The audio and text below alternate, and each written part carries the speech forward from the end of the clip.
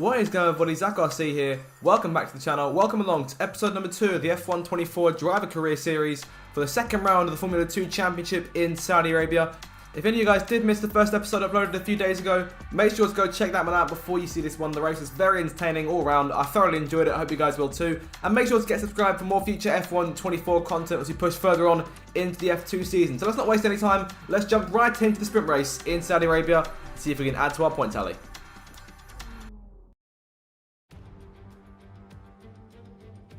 So it's all about speed in today's sprint race then. Not very many laps and no chance to get ahead on strategy. Who here today has the raw skill to take them to the top?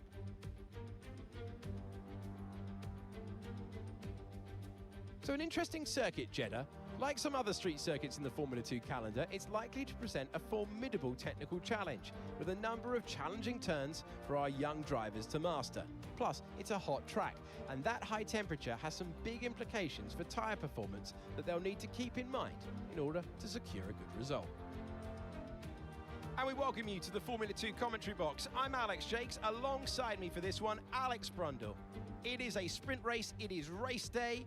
How much can you take from that one-lap pace into our multi-lap contest today? We have seen stops before at the end of the sprint race, jumping onto that softer compound of tyre and having at it for the final few laps of the race. Indeed, we've seen sprint races won like that. So anything can happen out there. Don't send the pit crew home just yet.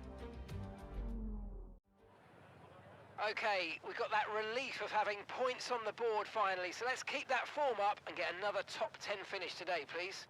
So here we go then, time for the sprint race here in Saudi Arabia from P12 on the grid. Unfortunately, qualifying outside of the top 10 means that our position is set here for both the sprint and the feature race, so it'll be an effort to charge through the field, try and nab some more points to kick off our season after the good results in Bahrain. Off of the formation lap then, Zane Maloney to our right there from P11, Amaury Cordial, the next car behind us in P13. Of course, tyre wear was a problem in Bahrain. Of course, I think that came down to the red flag in the sprint race last time around. In this case, we warmed up the rear tyres quite nicely, but perhaps a bit of cost to tyre wear. There's quite a few slides in there we probably could have done without. The front tyres aren't too bad, but we have to warm those up a bit more as the race goes on. So lining up into our grid spot now, looking for a solid start. This one, top 8 will score points, so we've got to make up at least 4 places here to start, try and actually get some points out of this one. As the last few cars take their places on the grid, we'll see just what we've got lined up for what should be a fantastic 10 laps here. 5 lights coming on for the sprint race here in Saudi Arabia, the second round of the F2 season. And it's underway, lights up, foot to the floor, go, go, go, decent start. Cordial falls away behind us on our right hand side, Maloney also falling away. Haugen de Ruvela give us a great chance, a look down the inside into turn 1, try and go around the outside of both cars into turn 2, but can't quite do it, no momentum there. So we'll maintain P11 from the start, we're up 1 over Maloney, who falls away out of turn 3, going in towards the rest of the first sector. Now Haugen de Ruvela side by side, not really giving us much room, so no chance to make them in any places until those two settle what's going on in front. Of course, the MPs are strong in qualifying. They'll have the front row for the feature race, so we have to keep an eye on their pace today. Maloney trying the outside there. Look how much our tyres are worn here by comparison. 11% on the rear ones already compared to just 2 and 3 on the front, and that's what sort of damage we've done to them on the formation lap. So we're going to try and get better at warming the tyres and avoiding them wearing them out as we continue on into the season. Pushing towards the end of lap 1, then de Ruvela emerged behind Hauger in the scrap between the 2 MP cars. He'll be our first target in over the remainder of this race. Maloney right there behind us, bit of a poor exit off that last corner by comparison. Behrman leads the way up front. He set the fastest lap of the sprint race to kick things off. Maloney challenging us. Look, I'll go to the inside here, pull over to the racing line on the right hand side of the circuit. Maloney looking underneath. Probably should have defended the inside there, but he's got a chance. The man from Barbados, as we go on the inside for turn 2, we should be able to keep our momentum over Maloney, and we do just that. Maintain P11 for the time being. He might get that place back for now. Hopefully try and push away from him now and focus on catching de Ruvela and Hauger in front of us. On towards the end of lap 2 now. In a lap's time, this will be a DRS zone, but for now we've got to use pure slipstream to try and close up to de Ruvela. Down the inside, late lunge. We can try and pull it off, no contact. Forcing him out the way a little bit. The slide there, we've managed to keep it in front. If it's done any more, that could have been trouble. We perhaps could have gone around or just lost the place altogether to de Ruvela. We're up to P10 now. Hauger now our next target. So we set the fastest lap of the race, 1:46.2. Our teammate Victor Martins also set the fastest lap before we did. So that's a good sign for both our ART cars as the race continues on. A bit deep into turn 1, had to go over the curve for turn 2, so we're not getting anything on Hauger, sorry. Pushing on onto midway through lap 3, coming towards the far end of the circuit. Of course, that braking zone into the long sweeping left-hander at the far end. Hauger, our next target, down the inside, the same sort of lunge we made on Deruvla, but from a bit closer this time. Sliding again, a bit bigger slide, and we will lose time to Fittipaldi in front, Enzo Fittipaldi in the car, and graze on the right-hand wall there. But we've managed to keep it away from damage. And look at the rear tyres, already a quarter worn already, and we're only on lap 3 of this thing, so we've got quite a way to go. Keep those things under control. Only about a quarter of the way through, so at this rate we'll be burning them out towards the end.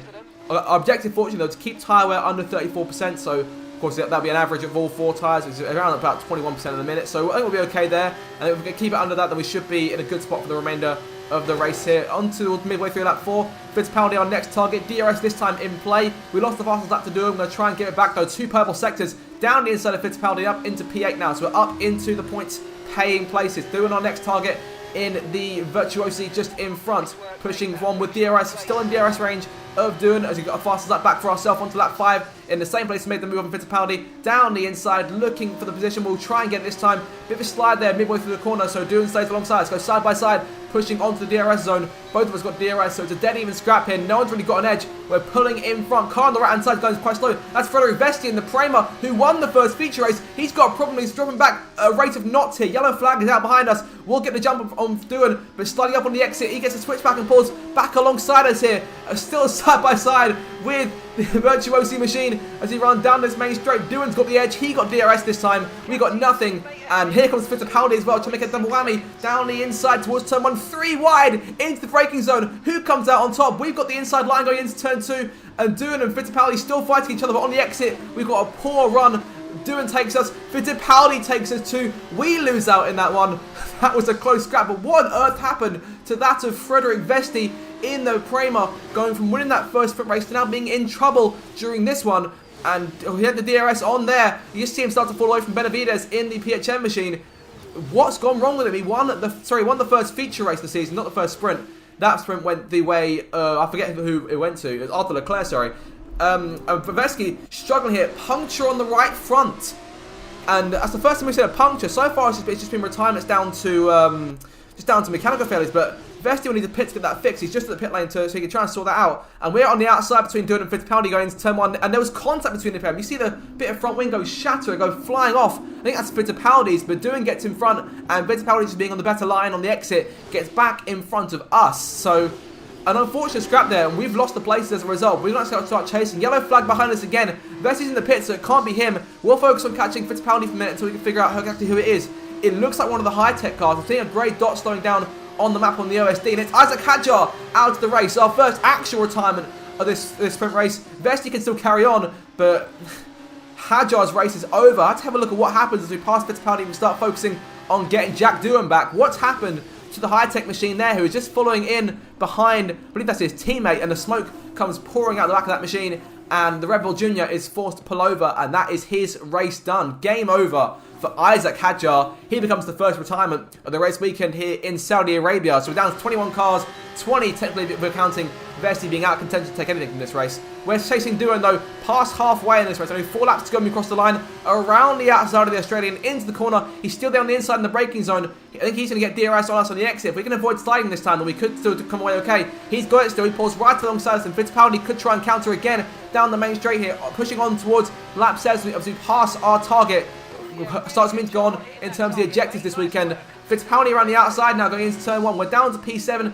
Could be P8 here if Fittipaldi gets around us. We're going to hold him off at turn 1 and keep our place right in behind Doohan. Benavides in the PHM just in front of us there, about 2.5 seconds up the road on the back of that train. Down the inside of Doohan into the left-hander at the far end of the circuit. We take the place for the minute. Can we try and keep it away from him? He tries to switch back this time and can't quite do it. We've got a new objective. Achieve a fuel load below 12.12. So we're in a good spot here. We're now in a place we've got clean air. We can burn as much fuel as we need to try and chase the leaders now. Pushing on to start lap number 9 of this race. We failed the objective. We've burned a decent amount of fuel. We've closed that gap a little bit. And we're still looking to try and close it. That last part to try and perhaps nab some more points. You see our teammate Victor Martins there in P4, but unfortunately this is close we were able to get. We got ourselves into DRS range of Benavides on the final lap, but just not run out of time. One more lap, we might perhaps be able to nab a P5 or a P4, perhaps even a podium if things are our way, but at the end of it all, it's going to be P6 as we round the final corner. We've kept the medium tyres under control despite the brief scare with tyre wear in the opening laps. Towards the finish line now, it's going to be Oliver Bearman who wins for Prema, and we run to the line in P6. It was an exciting sprint race. I mean, obviously, the charge to the field from P12 for up 6 places, so it bodes well for the feature. We'll have a bit more time to play around with, and obviously a pit stop in there as well. But a decent run all in all. I'm pleased with that. A few more points on the board, but could have been more. I suppose we'll never know there. But still, fantastic stuff all round. This has been truly special stuff. It's victory for Ollie Bearman.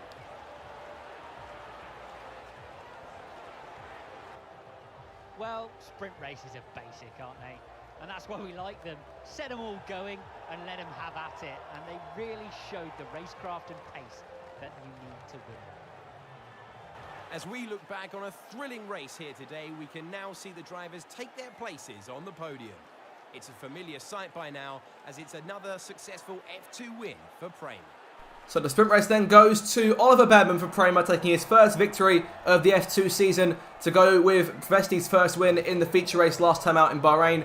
A good start for Prema. They'll be the favourites to catch over the course this season, so celebrations begin. We'll have a look at the remainder of the point scoring places. Owasa takes home second place in the end of it, and in third place Clement Novalak for Trident. Victor Martins, our teammate, beats us today, comes home in fourth from sixth on the grid. Benavides finishes in fifth. Wee comes home sixth. Jack Doohan eighth. And Jehan Ruvel in the end nabs the last point of Enzo Fittipaldi, who fought us so hard alongside Doohan in that sprint. In terms of the championship, Bearman takes the lead by 5 points after Vesti's failure to score. Halga and Correa still on 20 points each in P3 and P4. We sit P8 right now, 13 to our name, but he still nabs some good points in the feature. That'll be where all the big points come through. And ART fourth in the constructors right now, as Prema continues to pull away 24 points to Dams in second place. In terms of the ratings then, we get big improvements across the board, including going one up in pace. That's up from 68 to 69, and focus, we're just missing out on that extra 61, but it's up overall for a 67 rating over across this one. Could it be an 8 and a 68 if we can get a good charge through the field for the feature race? Let's find out.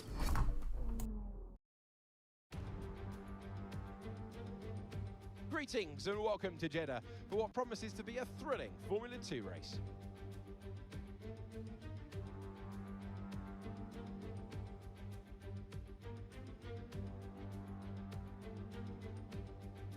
So let's examine the Jeddah Street circuit. As you can see, this has the potential to be a very challenging track for our young F2 drivers. We'll get a good chance to see which of them have been able to best capitalise on their time spent here in practice earlier this weekend. Unlike the other street circuits on the calendar, the lack of runoff is going to make sections of this track very punishing if the drivers get it wrong. Let's hope we avoid having to bring out the safety car this time around. And here are the driver grid positions for today's race. Dennis Hauger lines up on pole position, and it's Jehan Ruvel in P2. Looking down the rest of the grid, we have Fittipaldi, Doohan, Victor Martins, Vesti, Benavides, Novalak, Owasa, Ollie Bearman, Maloney, Cohen, Amory Cordial, Juan Manuel Correa, Crawford, Stanek, Miney, Arthur Leclerc, Hadjar, Boschon, Nissani, and Richard Verschoor completes the grid. And with lights out just moments away, it's time to go down to the track. Hello one, hello all, and welcome to the commentary box. I'm Alex Jakes, he is Alex Brundle, and we have changeable conditions today, Alex. How does that uncertainty affect the strategy? Well, uncertainty is what strategy is all about, but it absolves the teams from the responsibility of running both compounds of tyre. They might have to use that wet tyre, of course, and then the question is, where do those crossovers lie between the wet and dry conditions? Right, mate, I know it's hot in that cockpit, believe me, but your tyres are even hotter than that. You've got to work really hard today to keep them cool, otherwise we're going to suffer with our performance. No more talking then. This is where the big points come in. Time for the feature race here in Saudi Arabia. Looking at the one stop for this race from the super softs onto the mediums. Of course, this time we'll be under a bit less risk in terms of tyre wear in that first stint. Obviously, we didn't have to change tyres this time around compared to Bahrain when we did. On to the formation lap then, once again from P12. And the order from qualifying now being used correctly. No more reverse for the top 10. Bearman won the sprint race. He took a big advantage of starting from qualifying P10, starting from pole and winning the sprint, as we should have done in Bahrain, but past is the past now, we can't change that. We'll start from P12, just a few places behind Bearman, and looking in particular, if we can try and just close those points on the two Prema drivers today in the Drivers' Championship, there are two closest competitors, I'd say, in terms of on track. They were the ones we were trying to beat for the championship over the early races in the season, perhaps the whole season itself. But lining up now on the grid, 14 laps coming our way here in Jeddah. Cordial there lining up alongside us or just behind us in row 7. We're on row 6 with Maloney. Purple lineup on the grid and getting ready now for the start. It should be a fantastic feature race if this representing to go by. And here come the lights now for the second race of the weekend here in Jeddah for the big 25 points. Lights out, foot to the floor. We are underway. The showcase race is on here in Jeddah, down towards turn 1. Better start. Going to try and pull to the outside of both Maloney and Bearman into the first corner. This is an opportunity we've gone for. We're going to try and seize it here. Down the inside of Benavides to over the curve at turn 2. We're trying to pull in front now of the PHM machine if we can do just that. Benavides gets the run on the inside. We got in front of Bearman and Maloney there. So better start than the sprint. Up 2 places now instead of 1. And trying to take the car in front as quickly as we can here. Novalak and Iwasa going side by side for P7 just in front of us. Those guys keep fighting. We might end up losing time to the top six. Down the inside of Benavides, give us an opportunity. Again, we've taken it up into P9 now in the points paying places. Iwasa and Novalak are next targets, but one of them's got to win this duel in order for us to try and take the other one for position. Benavides to the outside, might try and go for into the left-hander, but he's got no real chance there. We'll hold him off on the inside and try and make a move on Iwasa on the exit. Novalak wins that right in front. Pushing on now, Iwasa gets in front of Novalak a couple corners later, and we can start fighting now, going single file, 1-by-1 position. Bit taps the inside ball there. No, we catch Novalak unawares. He has to move out of the way, take evasive action to avoid us hitting him, and we jump up into P8. Of course, not the way we want to take the place, but we'll take it regardless. And now we can start closing on Iwasa. It's about second in front. On to lap 2 though.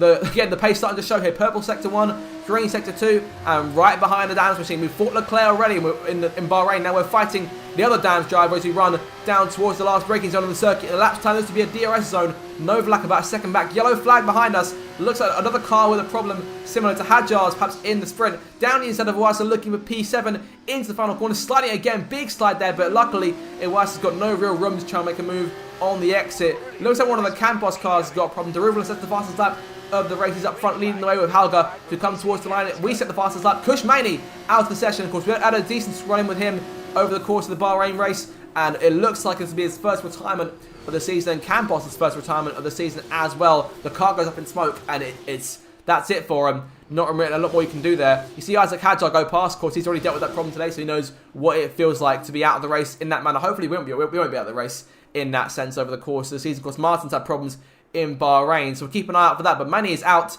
down to 21 cars already in this feature race. On to lap 5, a couple of laps later, we're chasing Frederick Vestian. Our objective now is to overtake him for lap 8. I think we'll do it a bit sooner than that, because we were right behind him. We've got a fair bit of time to actually try and make that move. We're practically pushing him through the second sector here. Let's try and go for a move as soon as we can to try and avoid losing too much time to do, and the rest of the top 5 up in front. Iwasa's no threat to us. He's 3 seconds behind us. Novalak with him as well. So no pressure to try and gain time. We'll try and gain time on us. For the minute, we're just focusing on passing the winner of the first feature race of the campaign. Closing in big time here, and the DRS will come to play for us down the inside of the racetrack, looking for him to go towards the braking zone. We've got half a car length in front. We'll clear him going into the chicane, and we're up now into P6. We can start closing on Doohan and Martin's next 2 cars in front of us. Then Fittipaldi, I believe, and the 2 MPs of Hauger and Deruvla. But Vesti might come back at us though, potentially, as he runs down towards the braking. So he's got DRS to his advantage this time, and we'll see if he goes to remove to the inside. Yes, he will. Down the inside, looking underneath us, looking downstairs into the last corner.